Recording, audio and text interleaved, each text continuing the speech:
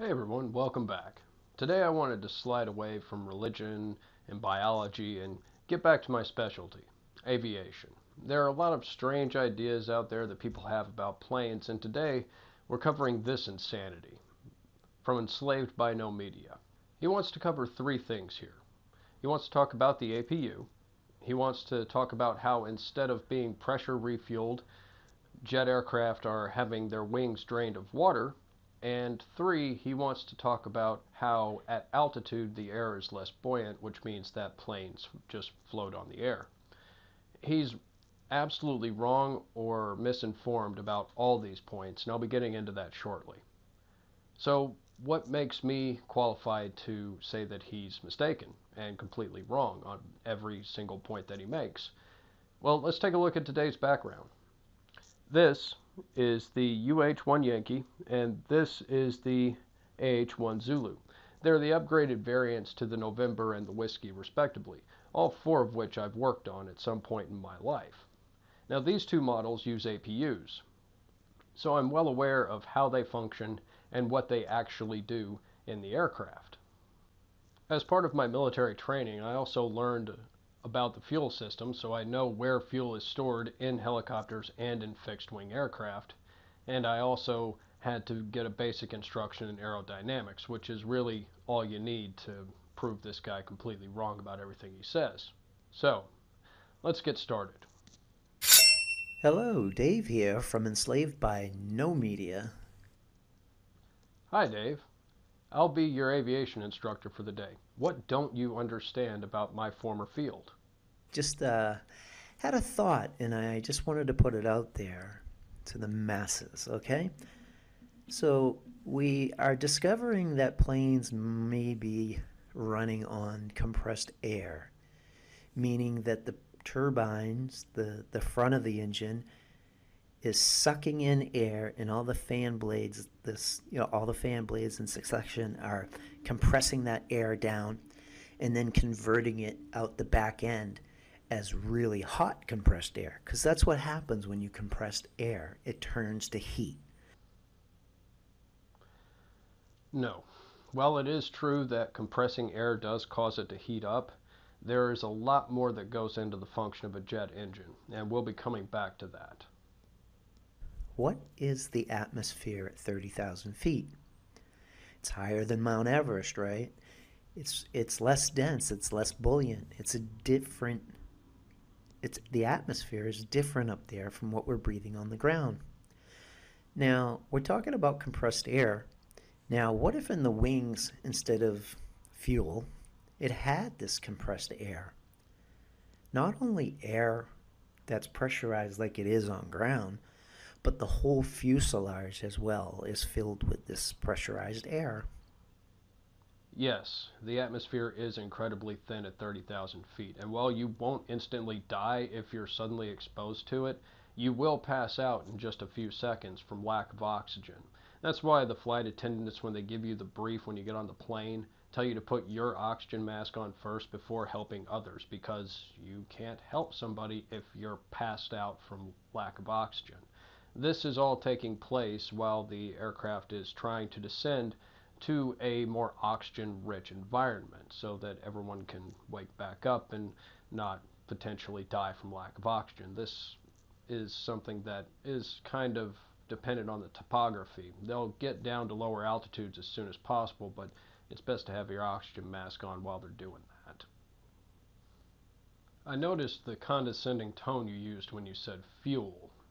Now, putting that aside for the moment, if you were to fill the wings with compressed air, it wouldn't do anything to lighten the aircraft. I'm assuming that's what you're getting at since you seem to think that planes fly like the frickin' Hindenburg. So the air is different. It's less buoyant, in my opinion. Okay? I don't know 100%, but I'm thinking that the air being less buoyant, it's going to create, the engines are going to have to work less to float through the air. One, the engine isn't actually floating through the air, and two, it's actually working much harder. You remember when I said that we were going to come back to how an engine works, Dave? Well, it's time to take notes. There are a few different types of jet engines. Turbojet, turbofan, and turboshaft are just a few of them, but the main principle is the same across the board. Now, there are four distinct stages in the function of a jet engine: suck, squeeze, bang, and blow. Yes, I laughed too when I first heard that. In the first stage, air is sucked into the intake. Now, in a turbofan engine, not all of this air goes into the core. Some of it goes around the engine core itself and is pushed by the fan out the back as thrust. It's going through a narrower nozzle, so it's able to provide a lot more force on the way out. This is where 90% of the thrust capacity of an engine comes from. Now, for the other 10%, we got to follow the air into the other pathway that it can take, into the core. Now, once it hits the core, it hits the compressor stage. This is where the squeeze comes into play. All that air is spun down through a series of blades, getting compressed down and condensing all of that air into a much smaller area. It makes it much more dense and pushes all that oxygen into an area that can be more easily ignited. Now, at this stage, some of that air is bled off in the form of bleed air. It's used in de-icing systems, cabin pressurization, and other various functions in the aircraft where hot air is needed. Now, the rest of it is funneled into the can, or the combustion chamber. Now, this is where the bang comes in. The air at this point is very hot and dense. Fuel is introduced, and a spark from the igniters lights it off. All of that expansion of gases from the exploding fuel and oxygen mixture is forced out the back in the blow segment. There's only one way it can really go because the compressor is still pushing all of that air through, so the easiest way for it to go is out the back. Now, on its way out, it hits a series of turbines that turns a shaft. This shaft is connected to the fan at the front, and it's through this process that the engine is constantly being fed more oxygen. Just like an electric fan needs a constant supply of power to keep spinning, the same principle applies here. But the jet engine isn't getting its power from electricity or tanks of compressed air. It gets it from these exploding gases forcing their way out the back of the core. If the reaction stops, the turbines stop spinning and the engine shuts down. Unlike piston-driven engines, where a spark is constantly needed in each chamber each time the piston actuates, a jet engine doesn't have that problem. Once you start the reaction, once that flame is self-sustaining, all that you need is a constant introduction of fuel and oxygen. As long as those two things are present, then the engine will be self-sustaining. You won't have to spark it off again. Adding more fuel results in a stronger reaction, which increases the thrust overall throughout the entire engine. This brings me to your claim that jet engines are just floating on air. That's not accurate at all. Planes fly by balancing four fundamental forces that are acting on them at any given time. Gravity, which is overcome by lift. Drag, which is overcome by thrust. When you balance all four of these forces, you get straight and level flight. Engines have to constantly create thrust in order to overcome the drag that's being generated by pushing this large hunk of metal through the air. If you don't have thrust, then you're going to lose lift and you're going to lose altitude, and eventually you're going to start meandering towards the ground. And that's also why in dual engine aircraft, when you lose one engine, you don't lose 50% of your thrust capability. You lose up to 80% of your thrust capability, because now you have one engine that isn't doing anything except catching a lot of air and isn't putting any of it to good use. So the other engine has to work harder to compensate for that. You can still maintain straight and level flight with one engine in a dual engine aircraft, but you're going to notice it. And gaining altitude, depending on how much weight is on the aircraft, is going to be something that you're likely not going to be able to do. You can still land the aircraft safely, but don't count on being able to gain any altitude. Now, the need for engines to have oxygen to burn is also the reason why there is a hard limit to the altitude that planes can reach. Eventually, if you keep going up, you're going to run out of oxygen to burn. There's not going to be enough of it to fuel the reaction in the can, at which point the engine's going to flame out and stall. It's a recoverable condition, but it's something that you want to try to avoid if at all possible. I'm thinking they're more or less gliding through the air like a plane would through, like a bird would, or a paper airplane. You know, you just float it through the air. Now, what if you took a paper airplane and threw it through that less dense air? Would it stay flying longer? Anyways, I just wanted to get that out there, and I want to know what others think about, the climbing and the different atmosphere and the air in the fuselage. Assuming that you're throwing said paper airplane in a chamber that is simulating that altitude with that air content and all of that, no. The paper airplane is not going to fly further. It's going to, in fact, fly a much shorter distance because you're lacking that dense air to support the wings, to support the airflow that's going across those wings. Even a paper airplane thrown at simulated altitude is going to drop considerably faster than it would at much denser air at sea level. You obviously don't want to know anything about any of this. I say that because you ignore explanations from two separate videos that you yourself included in your original video. And look at this plane, right? This is on an island. I don't know where, but these planes take off next to a beach. And everyone gathers at the ocean, at the edge and hang on to the fence for dear life. And, and it blasts air at these people and they get blown across the beach and what have you. Does it look like they're being blasted with jet fumes? Does it look like they're being dumped with kerosene? Does it make sense to be blasting kerosene exhaust onto a beach like that? No, it's just air. These engines are just creating air. I mean, it's wild. This is the Princess Juliana International Airport, located on the island of San Martin. Its one runway, 1028, is considered one of the most, if not the most difficult landing that a commercial airliner can make. It's considered so difficult because of two things: the island's topography and the prevailing winds of the area. Now, runways are not randomly numbered or oriented. Runways are actually numbered based on the direction they face in reference to a compass. So runway 10 in this case would be 10 degrees off north. Runway 28 would be the reverse azimuth of that at 280 degrees as you look at a compass. Now, runways are arranged to take advantage of the area's prevailing winds. Since the winds predominantly come from the northerly direction, runway 10 is the only runway that is used. Planes land and take off into the wind to create as much lift as they possibly can so that they can get airborne. Once they're off the ground and generating a sufficient amount of lift at speed, they don't have to worry about it so much. But getting off the runway and getting onto the runway are the 2 points where they have to take every advantage that they can. The proximity of all those hills and mountainous areas in the background make landing on runway 28 impossible, if not impractical, to do so.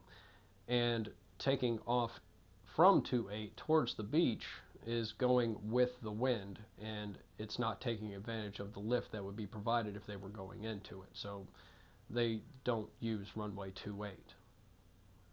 Now, the people who are quite foolishly standing in the jet wash of this airliner have been warned not to do that because it is incredibly dangerous. You got to remember, these engines are putting out thousands of pounds of thrust, which means that if they're pushing that plane, they can easily push you.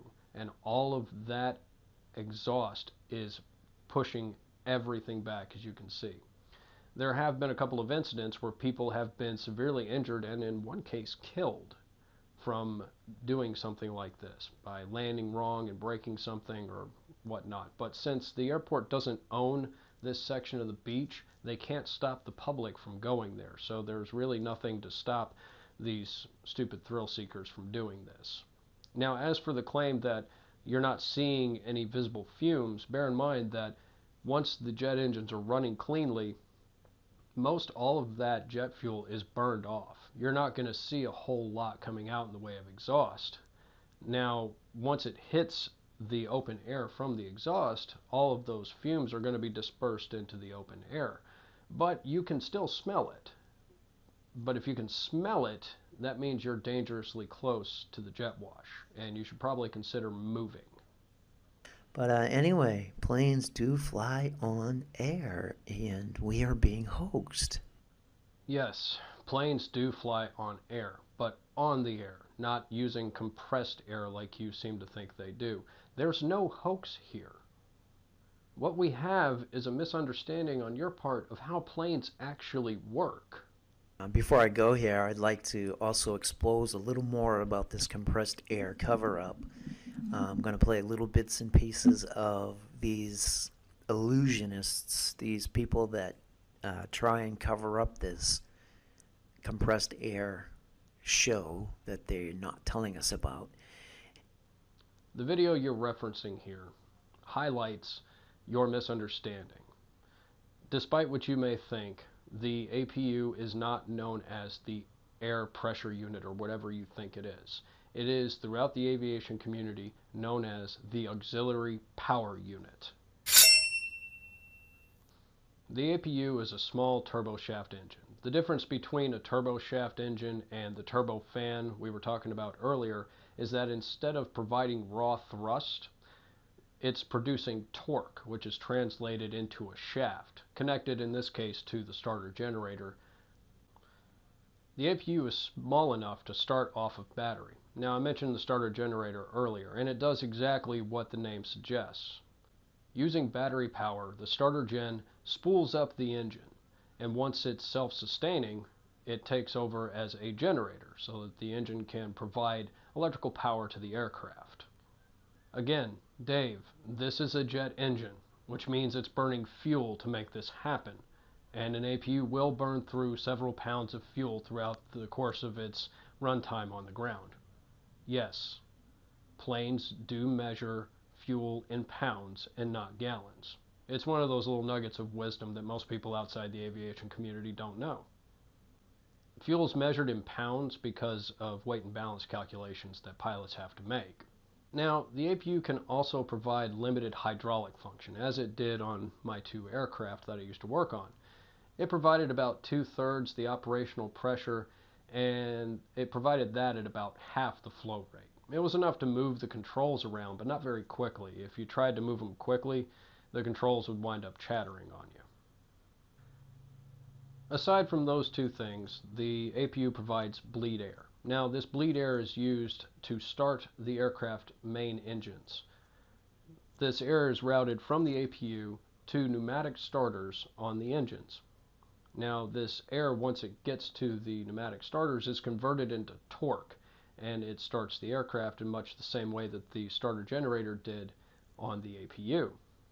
Once an engine is up and running and self-sustaining, the APU is no longer needed for bleed air. And also, along with that, another set of generators is taking over electrical power of the aircraft as well. So bleed air is routed from the running engine through a series of cross-feed valves to the other engines themselves in order to start them. I don't expect you to understand any of this because I pulled these clips from your own video, and you didn't seem to get it the first time either. If the APU is broken, you'll notice this little block down here that says Huffer Unit. Now, a Huffer Unit is a piece of ground support equipment that provides that pressurized air that would normally be given to the aircraft from the APU's bleed air. That air is routed through to the engines and starts the aircraft in the same manner. I almost cut this next part out, but there's something I do need to address about it. They put rocket thrusters on it. For real? Yes. What are they going to burn? Nothing. Ultra high pressure compressed air. Just air? Cold gas thrusters. Now, do you have to have air tanks, or are they Yes. sucking the air out of? Okay. Yeah, it's an electric pump. Whoa. Pump it up to like 10,000 psi. And how fast are we talking? 0 to 60. How fast do you want to go? I want to go. We could make it just instantaneously. fly. I want to go back in time. Could make it fly. You make it fly. Sure. A cold gas thruster is not a jet engine. It is a type of rocket. Two completely different things here. A rocket carries its fuel and oxidizing agent, in this case compressed air, with it because it's not drawing that oxygen in from the outside. That's a misunderstanding that you need to correct. This next clip that was pulled directly from your video, again, tells you how bleed air is used to de-ice wings and to pressurize the cabin. This is called bleed air and sent into the airplane. It's still a little too hot to breathe, though, between 200 and 250 Celsius. So it first heads into the wings to keep them from icing over, and into the plane to keep it warm. Once that's done, the air is cooled to match the needs of the passengers so it can be mixed with the regular cabin air. And that's it. Voila! Fresh outside air at altitude. The excess old air is vented through an outflow valve to keep the cabin pressure constant.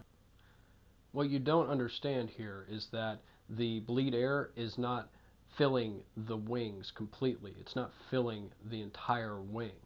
It's being pushed through a series of tubings that act a lot like a radiator. It applies enough heat from that hot air to the skin of the aircraft to keep ice from forming. If ice forms on the wings, it ruins the flow of air and it ruins the lift of the aircraft, which is bad because since lift is what's keeping the plane in the air, it'll start really messing things up if it gets iced over. Now, aircraft can and do dump fuel. This happens on a pretty regular basis, and it's usually to achieve a safe landing weight. Speaking of fuel, you had some reason why you didn't think that fuel was stored in the wings? And what else occurred to me here is I've done videos on tank sizes in our vehicles, and it just occurred to me after doing that little video on the landscape truck pulling liquid in the back that the reason why our tanks in our vehicles are not bigger is for that reason, is because we would lose stability with our cars and trucks if we had tanks that were 2, 3, 4 times the size. Now, we could conceivably be going around with 100-gallon tanks and not visiting gas stations for over a month. But, guys, if we had big tanks like that, it would throw off our vehicles' steering. We would be all over the place, especially in curves, you know, curving off the highway, yielding in traffic, and what have you. Any kind of high-speed turn, these cars would be flipping because of the weight involved in the liquid. So, liquid is heavy, and it is why it is not in the plane's wings, guys. They must be using some kind of compressed helium in the wings, and then the air engines are getting them off the ground, and once they're up high where the nitrogen is higher and the oxygen is less, these things can float a hell of a lot easier.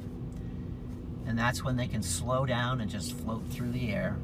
So liquid weighs a lot, okay, and it'll be affected. That's why cars don't have big tanks in them. It's very important that we know that liquid is heavy and it can't be transported in wings of planes in the quantities that they tell us.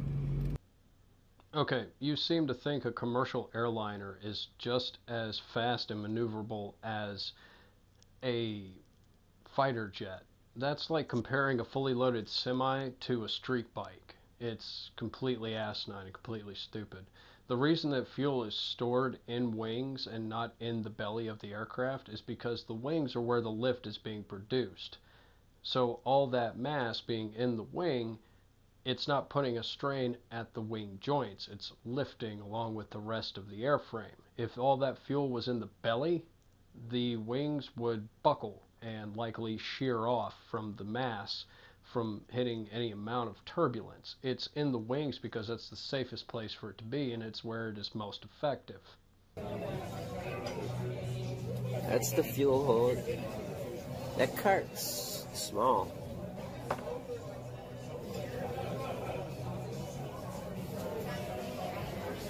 Hey, are they turning anything on yet?